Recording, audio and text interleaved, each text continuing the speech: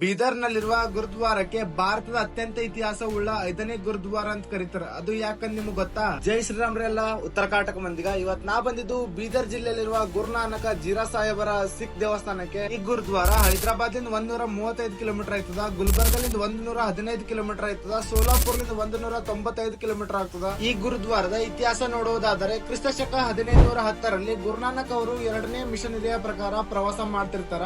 ಆಗ ನಾಗಪುರ ಕಾಣುವ ಮೂಲಕ ಪ್ರವಾಸ ಮಾಡುತ್ತಾ ಬೀದರ್ ನಲ್ಲಿರುವ ಅವರ ಅನುಯಾಯಿಗಳಿಗೆ ಭೇಟಿಯಾಗಲು ಬರ್ತಾರ. ಅನುಯಾಯಿಗಳಿಗ ಭೇಟಿಯಾದ ನಂತರ ಗುರುನಾನಕ್ ಅವರು ಅವರ ಜೊತೆಯಲ್ಲಿದ್ದ ಸಹಪಾಠಿಗಳ ಜೊತೆ ಬೀದರ್ನ ಹೊರವಲಯದಲ್ಲಿ ಆಶ್ರಯ ಪಡಿತಾ ಇರ್ತಾರ. ಗುರುನಾನಕರು ಆಶ್ರಯಕ್ಕಾಗಿ ಉಳಿದ ಸ್ಥಳದಲ್ಲಿ ಮುಸ್ಲಿಂ ಫಕೀರರ ಗುಡಿಸಲು ಸಹ ಇರ್ತಾವ. ಆ ಮುಸ್ಲಿಂ ಫಕೀರರಿಗೆ ಮಹಾನ್ ಗುರುಗಳು ಬಂದಿದ್ದು ಗೊತ್ತಾಗಿ ಬೀದರ್ ಎಲ್ಲೆಡೆ ವಿಚಾರ ಹರಡುತ್ತದ. ಸ್ವಲ್ಪ ಸಮಯದಾಗೆ ಬೀದರ್ ಮತ್ತು ಸುತ್ತಮುತ್ತಲಿನ ಪ್ರದೇಶದ ಜನರು ಗುರುನಾನಕರ ದರ್ಶನ ತಗೊಂಡು ಆಶೀರ್ವಾದ ಪಡಿಲಿಕ್ಕೆ ಆರಂಭಿಸ್ತಾರ. ಜನರು ಗುರುನಾನಕರ ಬಳಿ ತಮ್ಗೆ ಆಗುತ್ತಿರುವ ತೊಂದರೆಗಳ ಬಗ್ಗೆ ಹೇಳ್ಕೋತಾರ. ಅದು ಏನಂದ್ರ ಬೀದರ್ ನಲ್ಲಿ ಕುಡಿಯುವ ನೀರಿನ ತೀವ್ರ ತೊಂದರೆ ಇರ್ತದ. ಆಗ ಗುರುನಾನಕರು ಜನರ ಪರಿಸ್ಥಿತಿ ನೋಡಿ ಸತ್ಕರಾರ್ಥ ಎಂದು ಉಚ್ಚಾರ ಮಾಡುತ್ತಾ ಒಂದು ಕಲ್ಲನ್ನು ಸ್ಥಳಾಂತರ ಮಾಡಿ ತಮ್ಮ ಕಾಲಿನ ಹಬ್ಬಗಳ ನೆಲಕ್ಕೆ ಒತ್ತಾರ. ಆಗಿನಿಂದ ಆ ನೀರ್ ಬಂದ ಸ್ಥಳಕ್ಕ ಜನ ಅಮೃತ ಕುಂಡ ಅಂತ ಕರೀತಾರ. ಅಮೃತ ಕುಂಡದ ಎಡಭಾಗದ ಮೇಲ್ಭಾಗದಲ್ಲಿ ಗುಮ್ಮಟಕಾರದ ಗುರುದ್ವಾರದ ಈ ಸ್ಥಳದ ಮಾನ್ಯತೆ ಏನಂದ್ರ, ಗುರುದ್ವಾರದ ಮುಂಭಾಗದ ಒಂದು ಕಲ್ಯಾಣಿ ಅದ. ಕಲ್ಯಾಣಿದ ಸ್ನಾನ ಮಾಡ್ಕೊಂಡು ಬಂದು ನಾವು ಗುರುದ್ವಾರದಾಗ ಇದ್ದಂತ ಗುರು ಗ್ರಂಥ ಸಾಹೇಬದ ದರ್ಶನ ಪಡೆದೇವಂದ್ರ ನಮ್ ಇಚ್ಛೆ ಈಡೇರ್ತು ಅಂತ ಹೇಳ್ತಾರ.